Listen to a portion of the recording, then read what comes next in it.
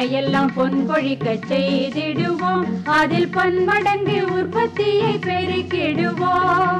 பண்ணையெல்லாம் பொன் கொழிக்க செய்திடுவோம், அதில் பன்மடங்கு உற்பத்தியை பெருக்கிடுவோம்.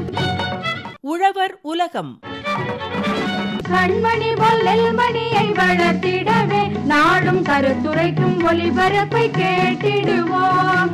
கண்மணி போல் நெல்மணியை வளர்த்திடவே நாடும் கருத்துரைக்கும் ஒலிபரப்பை கேட்டிடுவோம்.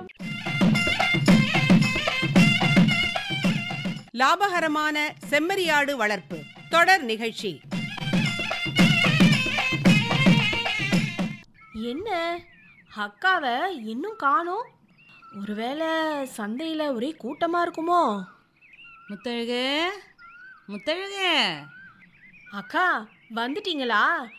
இம்புட்டு நேரம் இங்கன தான் நின்று என்ன அக்காவை காணுமேனு பார்த்துப்புட்டு இப்போ தான் உள்ளே போனேன். சரி சரி, இந்தா இந்த பைய புடி. என்ன கணங்கணக்குது. இங்கே கொடுங்கக்கா. ஏங்கா நடந்தேவா வந்தீங்க? ஆமாம் முத்தழகு, இன்னைக்கு சந்தையில் ஒரே கூட்டம். நின்று பார்த்தேன், வண்டி எதுவுமே கிடைக்கல. அதான் நடந்தே வந்துட்டேன். ஏங்கா ஒரு ஃபோன் பண்ணியிருந்தா நான் வந்திருப்பேன்ல. இப்போ பாருங்க, தூக்க முடியாமல் தூக்கிட்டு வரீங்க. நீ நாளைக்கு ஏதோ முக்கியமான பரீட்சை இருக்கு, படிக்கணும்னு சொன்னியப்பில்ல, அதான் உன்னை தொந்தரவு பண்ண வேணாம்னு விட்டுட்டேன். இல்லைனா கிளம்பும் போதே உன்னை கூட்டிகிட்டு போயிருக்க மாட்டேன். சரிக்கா, எப்படியும் நீங்கள் வருவீங்கன்னு டீ போட்டு ரெடியாக வச்சுருந்தேன். இந்தாங்க. முத்தழகு, குடு குடு. ஆமாம், செம்மறி ஆடுகளுக்கு தீவனம் கலந்து வச்சுட்டு போயிருந்தனே, அதை கொடுத்துட்டியா? அக்கா அது ஏன் கேட்குறீங்க? மும்மரமாக படிச்சுட்டு இருந்ததில் அதை நான் மறந்தே போயிட்டேன். அப்புறம்தான் சட்டுன்னு ஞாபகத்துக்கு வந்தது. இப்போ தான் போய் வச்சுட்டு வந்தேன். முத்தழகு, ஒன்று மட்டும் ஞாபகத்தில் வச்சுக்க. நம்ம குடும்பம் இன்னைக்கு பொருளாதார ரீதியாக ஒரு நல்ல நிலைமைக்கு வந்திருக்குன்னா அதுக்கு முக்கியமான காரணமே செம்மறி ஆடு வளர்ப்பு தானே. அதனால் அதை நாம் பராமரிக்கிறதுல என்னைக்கும் கண்ணும் கருத்துமாக இருக்கணும். சரிக்கா, இனிமே இந்த தப்பு நடக்காமல் பார்த்துக்கிறேன். அப்புறம் நீங்கள் பொருளாதாரம்னு சொன்னதும் தான் எனக்கு ஒரு விஷயம் ஞாபகத்துக்கு வந்துச்சு. இன்னைக்கு ரேடியோவில் இது சம்பந்தமான நிகழ்ச்சி தான் வரப்போகிறதா நான் காலையில் கேட்டேன். அப்படியா? என்ன கேட்ட முத்தழகு? செம்மறி ஆட்டிற்கான பண்ணை பொருளாதாரம் குறித்து சென்னை கால்நடை மருத்துவக் கல்லூரி கால்நடை பராமரிப்பு மற்றும் பொருளியல் துறை பேராசிரியர் மற்றும் தலைவர் டாக்டர் எம் பிரபு அவங்க தான் தகவல்களை சொல்ல போகிறாங்க. நான் ரேடியோ எடுத்துகிட்டு வரேன், நம்ம கவனமாக கேட்போம்.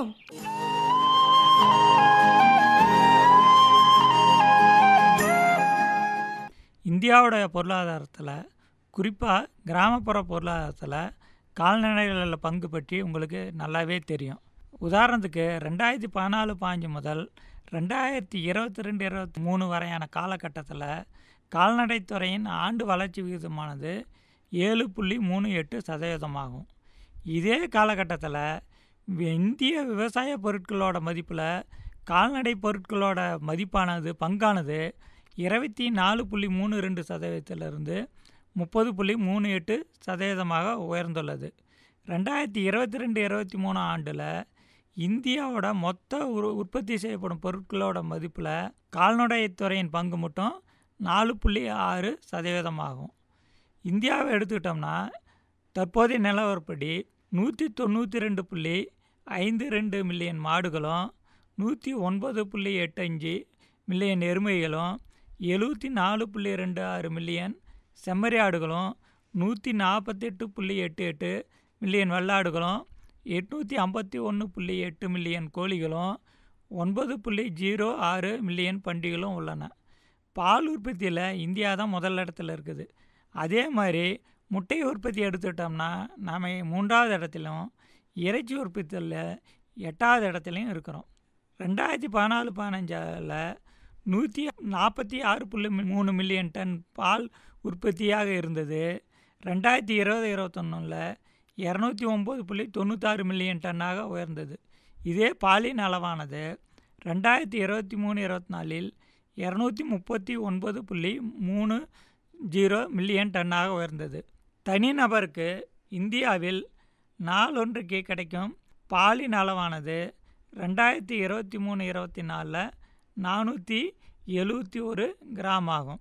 இந்தியாவின் முட்டை உற்பத்தியானது 2014-15 78.48 பில்லியனாக இருந்தது.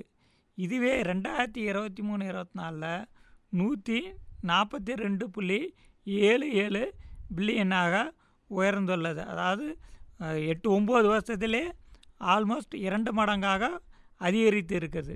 இதன் காரணமாக தனிநபருக்கு ஆண்டொன்றுக்கு சராசரியாக கிடைக்கும் முட்டையின் எண்ணிக்கையானது உயர்ந்து கொண்டே வந்துள்ளது. இந்தியாவின் இறைச்சி உற்பத்தியானது 2014-15 6.7 மில்லியன் டன்னாக இருந்தது. இது 2023-24 10.25 மில்லியன் டன்னாக உயர்ந்துள்ளது. சரி, இப்போ இந்திய பொருளாதாரத்தெல்லாம் பார்த்துக்கிட்டோம்.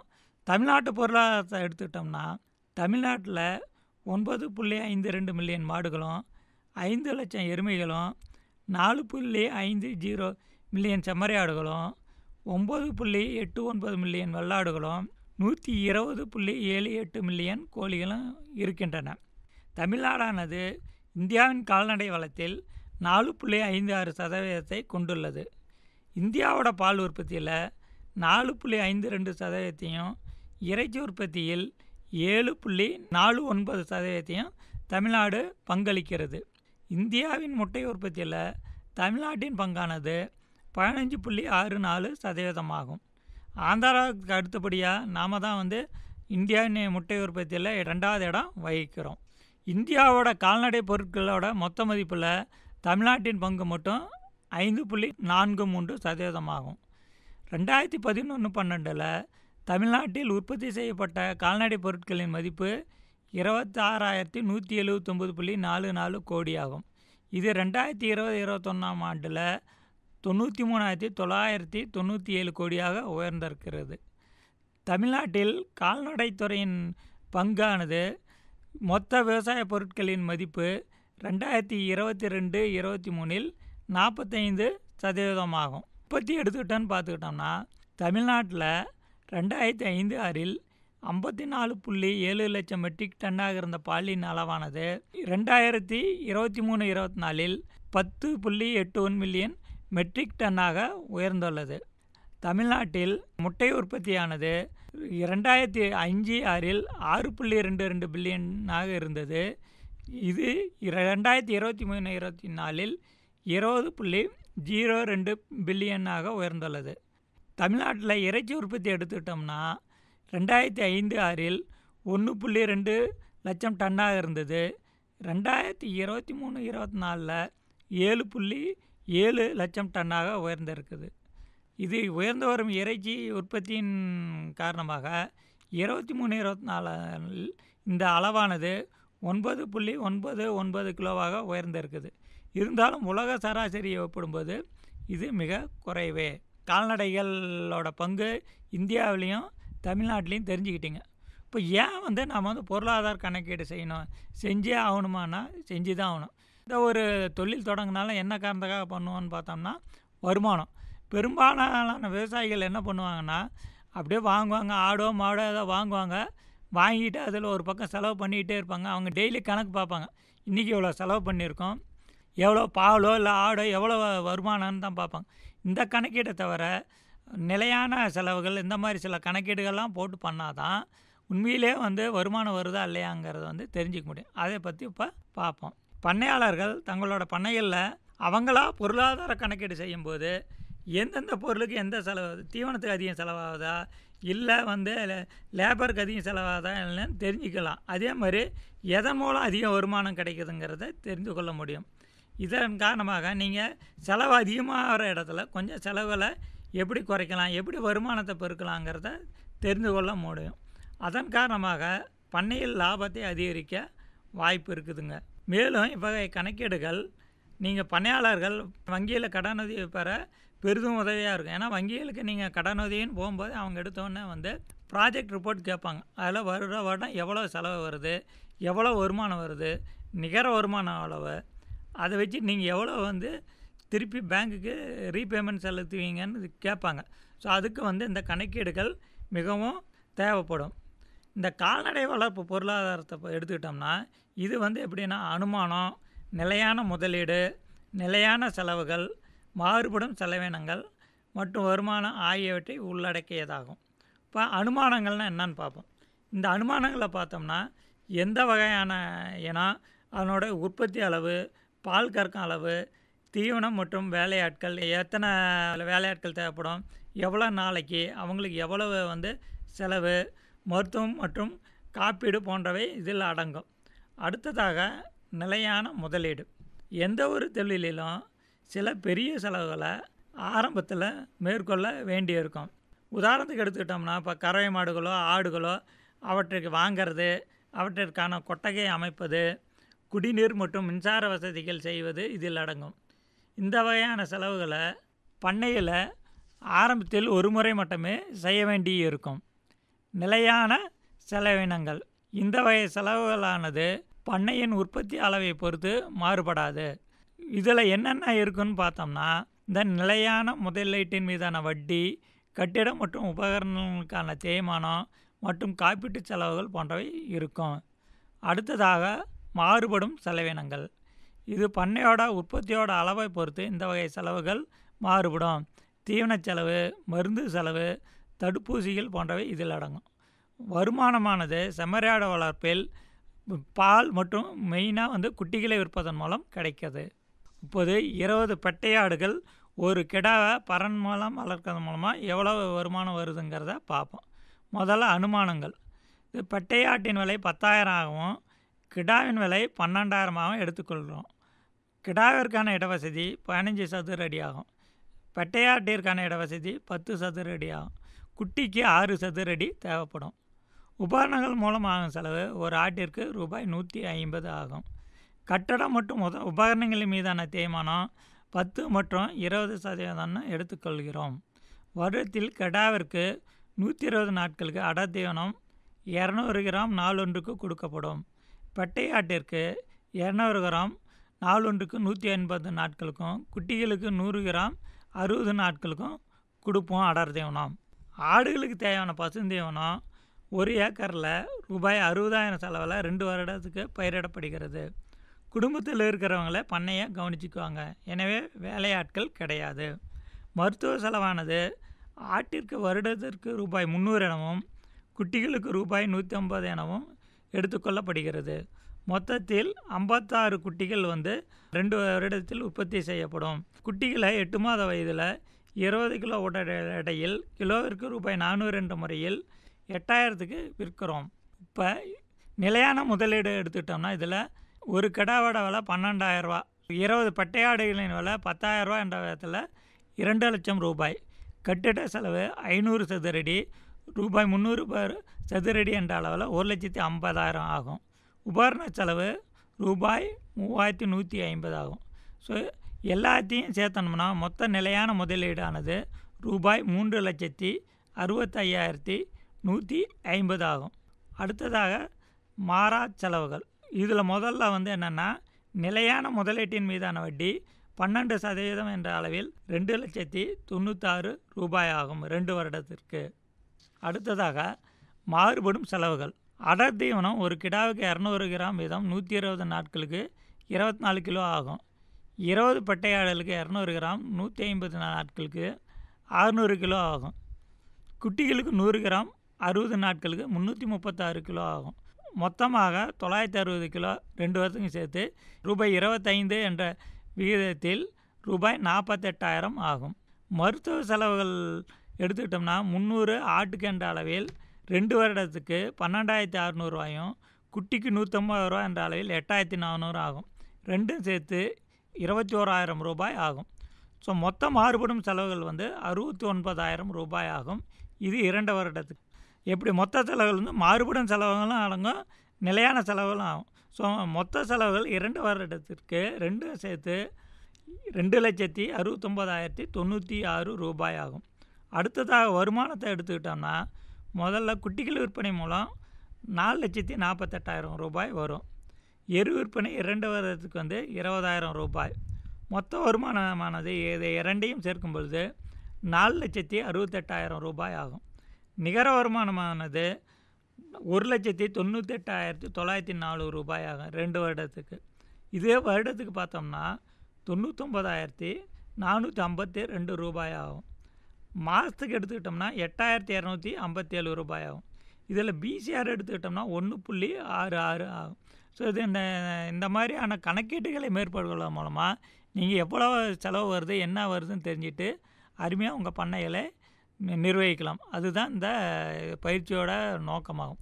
இப்போ அடுத்து பார்த்திங்கன்னா இப்போ என்னென்ன வகையான மானியங்கள் அரசாங்கத்தில் கொடுக்குறான்னு பார்த்தா, இப்போ நேஷனல் லைஃப் ஸ்டாக் மிஷன் ஒரு திட்டத்தின் கீழே நீங்கள் செம்மறி ஆடு வெள்ளாடு வளர்ப்பதுக்கு 50% வரைக்கும் மானியம் தராங்க. இப்போ 100 ஆடு வாங்கினீங்கன்னா உங்களுக்கு அதில் 10 லட்ச ரூபா மானியம் தராங்க. அதை நம்ம ஏற்கனவே பார்த்த மாதிரி நிலையான முதலீடு இதெல்லாம் பார்த்தோம்னா 20 லட்ச ரூபா வரும் 100 ஆட்டுக்கு. இங்கே 1 ஏக்கராக பயிர் போடுறதுக்கு தேவைப்படும். இது பண்ணினீங்கன்னா உங்களுக்கு 10 லட்சம். அதுக்கு சில ப்ரொசீஜர் இருக்குது. ப்ராஜெக்ட் ரிப்போர்ட்டு, உங்களோட பேங்க் அக்கௌண்ட் டீட்டெயில்ஸ் இதெல்லாம் கேட்பாங்க. இதெல்லாம் போட்டு இது பண்ணிங்கன்னா 10 லட்ச ரூபா கிடைக்கும். இதே 200 ஆட்டுக்கு 20 லட்ச ரூபா உங்களுக்கு மானியம் தராங்க. இது 500 ஆடு வரைக்கும் இருக்குது. 500 ஆடு செம்மறி ஆடோ வெள்ளை ஆடோ எது வாங்கினீங்கனாலும் அது 1 கோடிக்கு மேலே வரும். அது ப்ராஜெக்ட் ரிப்போர்ட்டில் அதில் 50 லட்ச ரூபா உங்களுக்கு மானியம் தராங்க. ஸோ இந்த மாதிரி இப்போ நிறைய வகையான திட்டங்கள் கவர்மெண்ட்டில் நிறைய மானியங்கள் கிடைக்கிது. இதை பயன்படுத்தி மென்மேலும் உயருமாறு கேட்டுக்கொள்கிறேன்.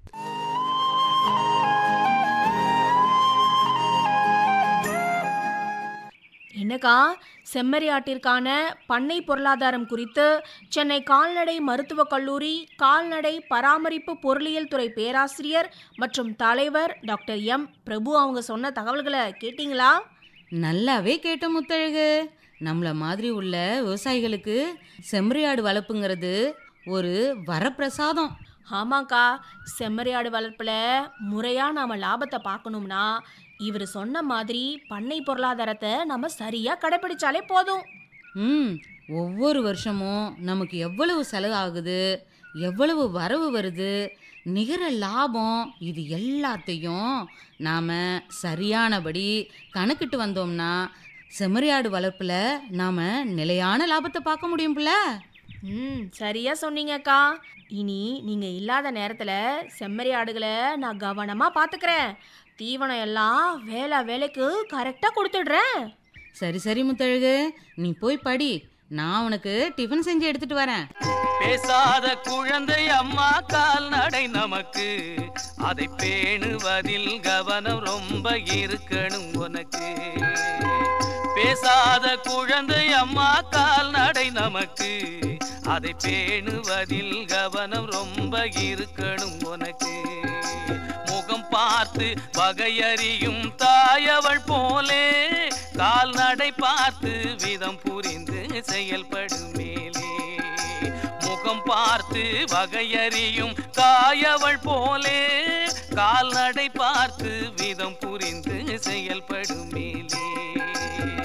பேசாத குழந்தை அம்மா கால்நடை நமக்கு, அதை பேணுவதில் கவனம் ரொம்ப இருக்கணும் உனக்கு.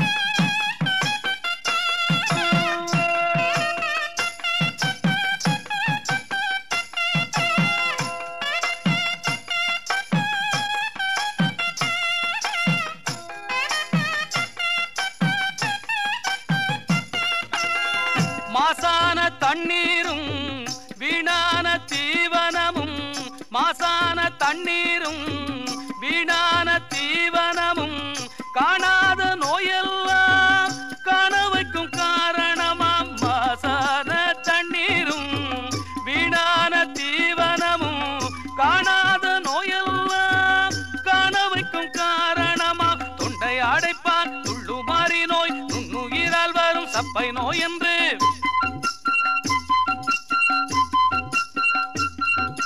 தொண்டை அடைப்பான் துள்ளுமாறி நோய், நுண்ணுயிரால் வரும் சப்பை நோய் என்று, கூடாத நோயெல்லாம் கூடி வந்து பயமுறுத்தும். கூடாத நோயெல்லாம் கூடி வந்து வந்து பயமுறுத்தும். பேசாத குழந்தை அம்மா கால்நடை நமக்கு, அதை பேணுவதில் கவனம் ரொம்ப இருக்கணும் உனக்கு.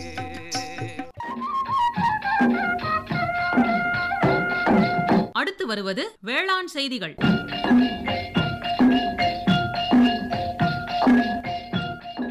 கால்நடை மற்றும் கோழிகளின் தீவனத்தில் அசோலாவின் முக்கியத்துவம். விவசாயிகள் கறவை மாடு வளர்ப்பு, ஆடு வளர்ப்பு மற்றும் கோழி வளர்ப்பு போன்ற விவசாயம் சார்ந்த துறைகளில் ஈடுபட்டு ஆண்டு முழுவதும் வேலைவாய்ப்பை பெற்று வருமானம் ஈட்டி வருகின்றனர். ஆனால் சமீப காலமாக பெரும்பாலான விவசாயிகள் தங்களுடைய கால்நடை வளர்ப்பு தொழிலை கைவிடும் நிலையில் உள்ளனர். இதற்கு மிக முக்கிய காரணமாக இருப்பது அதிகரித்து வரும் தீவன பொருட்களின் பற்றாக்குறை மற்றும் விலை உயர்வாகும். இதனை கருத்தில் கொண்டு அசோலா எனப்படும் நீல பச்சை பாசி தற்போது தீவனத்திற்காக கால்நடை வளர்ப்பில் உபயோகப்படுத்தப்படுகிறது. அசோலா என்ற பெரணி வகை தாவரம் இதுவரை நிலத்தை ஊட்டமேற்ற பயன்படும் இயற்கை உரமாகவே இருந்து வந்தது. அண்மை காலத்தில் அசோலாவில் உள்ள புரதச்சத்தால் அசோலா ஒரு உன்னத கால்நடை மற்றும் கோழி தீவனமாக பயன்படுத்தப்பட்டு வருகிறது. அசோலா என்பது பெரணி இனத்தை சார்ந்த நீரில் மிதக்கும் தாவரம். இத்தாவரம் மிக மிக சிறிய இலைகளையும் துல்லியமான வேர்களையும் கொண்டது. தண்டு மற்றும் வேர்பகுதி நீரினுள் மூழ்கி இருக்கும். இது நீர்நிலைகளிலும் நெல் வயல்களிலும் சின்ன குட்டை மற்றும் வாய்க்கால்களிலும் வளரக்கூடியது. நெல் விளைச்சலில் இயற்கை உரமாக செயல்பட்டு மண்ணின் தரத்தை மேம்படுத்துவதில் பெரும் பங்கு வகிக்கிறது. அசோலா விதையில்லா இனப்பெருக்கம் மற்றும் விதை இனப்பெருக்கம் மூலம் பெருக்கமடையக்கூடியவை. அசோலா 25 முதல் 30 டிகிரி செல்சியஸ் வெப்ப சூழ்நிலையில் நன்கு வளர்ச்சியடையும். வெப்பநிலை அதிகரிக்கும் போது அசோலா வளர்ச்சி தடைப்பட்டு உற்பத்தி குறையும். அசோலா ஹெலோட்டிகா, azolla japonica, azolla microphylla, azolla pinnata, azolla rubra போன்றவை அசோலாவின் வகைகளாகும். அசோலாவில் புரதம், அமினோ அமிலங்கள், வைட்டமின்கள், கால்சியம், பாஸ்பரஸ், பொட்டாசியம், இரும்பு, மெக்னீசியம் மற்றும் வளர்ச்சி ஊக்கிகள் அதிகம் உள்ளன. அசோலா நன்கு செரிக்கும் தன்மை கொண்டதால் கால்நடைகளுக்கு அதிக அளவில் தீவனமாக பயன்படுத்தப்படுகிறது. அசோலாவை தனியாகவும் அடர் தீவனத்துடன் கலந்து கறவை மாடுகள், வெள்ளாடுகள், செம்மறி ஆடுகள் மற்றும் முயல்கள் போன்ற கால்நடைகளுக்கு தீவனமாக கொடுக்கலாம். கோழி, வாத்து மற்றும் வான்கோழி போன்றவற்றிற்கும் அடர் தீவனத்துடன் கலந்தோ அல்லது தனியாகவோ கொடுக்கலாம். தீவனத்திற்காக அசோலா உற்பத்தி செய்தல் பற்றி தெரிந்து கொள்வோம். நிழற்பாங்கான இடத்தில் 10 அடி நீளம், 5 அடி அகலம், 1 அடி ஆழம் கொண்ட பாத்தி அமைக்க வேண்டும். இப்பாத்தியினுள் புல் பூண்டுகள் வளர்வதை தடுக்க யூரியா சாக்கினை குழியில் பரப்பி பின் செங்கல்லை குறுக்கு வாட்டில் குழியை சுற்றி வைக்க வேண்டும். அதன் மேல் 1 சென்டிமீட்டர் அளவிற்கு மண்ணிட்டு சமன் செய்யவும். பின் 5 கிலோ மாட்டு சாணத்தை 10 லிட்டர் தண்ணீரில் கலந்து பாத்திகளில் ஊற்ற வேண்டும். பின் இதனுடன் 100 கிராம் சூப்பர் பாஸ்பேட்டை சேர்க்க வேண்டும். பாத்தியினுள் மண் மற்றும் தண்ணீரை நன்றாக கலக்கிவிட வேண்டும். பிறகு 1 கிலோ சுத்தமான அசோலாவை குழியில் போட வேண்டும். தினமும் காலை அல்லது மாலை பாத்தியில் உள்ள மண்ணை நன்கு கலக்குவதால் மண்ணில் உள்ள சத்துக்கள் நீரில் கரைந்து அசோலா வளர்வதற்கு ஏதுவாகிறது. 15 நாட்களில் 20 முதல் 25 கிலோ அசோலா உற்பத்தியாகிவிடும். இவற்றில் 1/3 பங்கு அசோலாவை பாத்தியிலேயே விட்டுவிட்டு எஞ்சிய 2 பங்கை அறுவடை செய்து உபயோகப்படுத்தலாம். அசோலாவின் வளர்ச்சி திறன் அதிகம். நாள் ஒன்றுக்கு அவற்றின் எடையானது 2 மடங்காக அதிகரிக்கும். இவை ஒரு வருடத்தில் 1 ஹெக்டேரில் 9 டன் புரதத்தை உற்பத்தி செய்யக்கூடியது. அசோலாவிற்கு 30 நாட்களுக்கு ஒரு முறை 2 கிலோ பசுஞ்சாணம் கரைக்க வேண்டும். பூச்சி தாக்குதல் ஏதேனும் தென்பட்டால் 5 மில்லி வேப்ப எண்ணெய் 1 லிட்டர் தண்ணீரில் கலந்து பாத்தியில் தெளிக்க வேண்டும். அசோலா 25 முதல் 30 டிகிரி சென்டிகிரேட் வெப்பநிலை சூழலில் உள்ள இடத்தில்தான் நன்றாக வளரும். சூரிய ஒளி நேரடியாக அசோலா பாத்தியின் மீது விழாதவாறு மர நிழலில் வளர்க்க வேண்டும். அதிக அளவில் சூரிய ஒளி பட்டால் அசோலா பழுப்பு நிறமாக மாறிவிடும். அசோலா விதைகளை தவிர 6 மாதத்திற்கு ஒரு முறை அனைத்து இடுபொருட்களையும் வெளியேற்றி பின் புதிதாக இடுபொருட்களை சரியான அளவில் இட வேண்டும். அசோலாவை கால்நடைகளுக்கு தீவனமாக வழங்க உற்பத்தி செய்யும் போது எந்தவிதமான பூச்சி அல்லது பூஞ்சான கொல்லியும் உபயோகப்படுத்தக்கூடாது. அசோலாவை தீவனமாக கறவை மாடுகளுக்கு கொடுப்பது 1 கிலோ பின்னாக்கு அடர் தீவன கலவையில் கொடுப்பதற்கு சமமாகும். ஆனால் 1 கிலோ அசோலா உற்பத்தி செய்ய 75 பைசா மட்டும்தான் செலவாகிறது. அசோலாவை மாட்டு தீவனமாக பச்சையாகவோ அல்லது பதப்படுத்தியோ பயன்படுத்தலாம். அசோலாவை நாள் ஒன்றுக்கு ஒரு மாட்டிற்கு 2 முதல் 3 கிலோ, ஆட்டிற்கு 200 முதல் 300 கிராம், பன்றிக்கு 1 முதல் 1,5 கிலோ, கோழிக்கு 20 முதல் 40 கிராம், வான்கோழிக்கு 30 முதல் 50 கிராம் என்ற அளவில் கொடுக்கலாம். அசோலாவில் 25 முதல் 35% வரை புரதச்சத்துக்கள் உள்ளன. மேலும் கால்நடைகளின் சிறப்பான வளர்ச்சிக்கும் பால் உற்பத்திக்கும் தேவையான அமினோ அமிலங்கள் மற்றும் உயிர் சத்துக்கள் அசோலாவில் காணப்படுகிறது. அசோலாவை தீவனமாக கறவை மாடுகளுக்கு கொடுப்பதன் மூலம் 15 முதல் 20% வரை பால் உற்பத்தி அதிகரிக்கிறது. அசோலாவை கோழிகள், நாட்டுக்கோழிகள், வான்கோழிகள் மற்றும் வாத்து போன்றவற்றிற்கு தீவனமாக கொடுக்கலாம். அசோலாவில் அதிக அளவு புரதச்சத்து இருப்பதால் அவற்றை உண்ணும் பறவைகளின் உடல் எடை அதிகரிப்பதோடு முட்டையிடும் எண்ணிக்கையும் அதிகரிக்கிறது. இதனால் நாட்டுக்கோழி, வான்கோழி மற்றும் வாத்து வளர்ப்பில் அடர் தீவனங்களுக்கான செலவு குறைந்து லாபம் அதிகரிக்கிறது. நாட்டுக்கோழிகளுக்கு அசோலாவை தீவனமாக கொடுப்பதால் முட்டையின் எடை மற்றும் புரதத்தின் அளவு அதிகமாக உள்ளது. கால்நடைகளின் எண்ணிக்கையில் நம் நாடு உலகிலேயே முதலிடம் வகித்தாலும் உற்பத்தி திறன் மற்ற நாடுகளை விட குறைவாகவே உள்ளது. இதற்கு மிக முக்கிய காரணம் சரிவிகித தீவன பற்றாக்குறையே ஆகும். மேலும் கறவை மாடுகளின் பால் உற்பத்தி செலவில் 60% தீவனத்திற்கே செலவிட வேண்டி உள்ளதால் விவசாயிகள் பெரிதும் பாதிக்கப்படுகின்றனர். இக்குறையை நிவர்த்தி செய்து பால் உற்பத்தியை பெருக்க கறவை மாடுகளுக்கு அசோலா தீவனம் அளிப்பது மிகவும் இன்றியமையாதது. ஏனென்றால் அசோலா குறைந்த செலவுள்ள இடுபொருளாக கால்நடை மற்றும் கோழி வளர்ப்பில் பயன்படுகிறது. அசோலாவை தீவனமாக பயன்படுத்துவதன் மூலம் குறைந்த செலவில் நிறைந்த வருமானம் அடையலாம். எனவே கால்நடை வளர்ப்போர் தீவனத்திற்கு ஆகும் செலவை கட்டுப்படுத்த அசோலாவை வளர்த்து கால்நடைகளுக்கு கொடுப்பதால் வருமானம் அதிகரிக்கும்.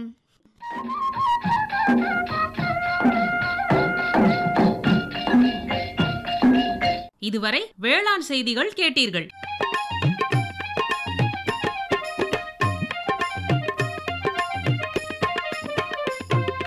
பண்ணையில் தழைச்சத்து ஊரச்செலவை பாதிக்கு பாதியாய் குறைத்திடுமே.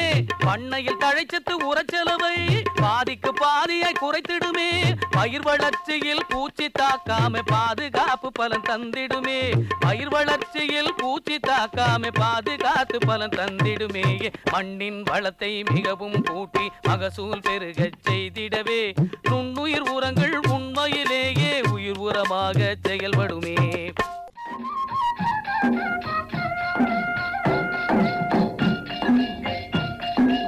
இதுவரை வேளாண் செய்திகள் கேட்டீர்கள். உண்ணும் பொருள் அத்தனையும் விளைத்திடுவோம், நித்தம் உழைப்பால் நில மகளை வணங்கிடுவோம்.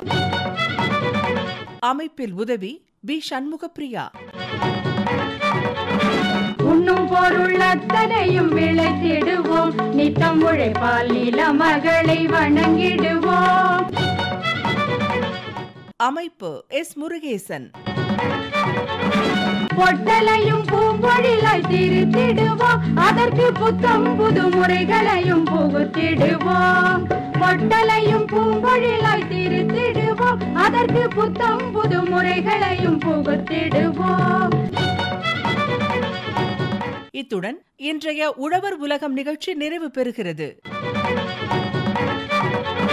பட்டி தொட்டி சொர்க்கமாக பாடுபட்டே நம் பாரத சமுதாயத்தை உயர்த்திடுவோம். பட்டி தொட்டி சொர்க்கமாக பாடுபட்டே நம் பாரத சமுதாயத்தை உயர்த்திடுவோம்.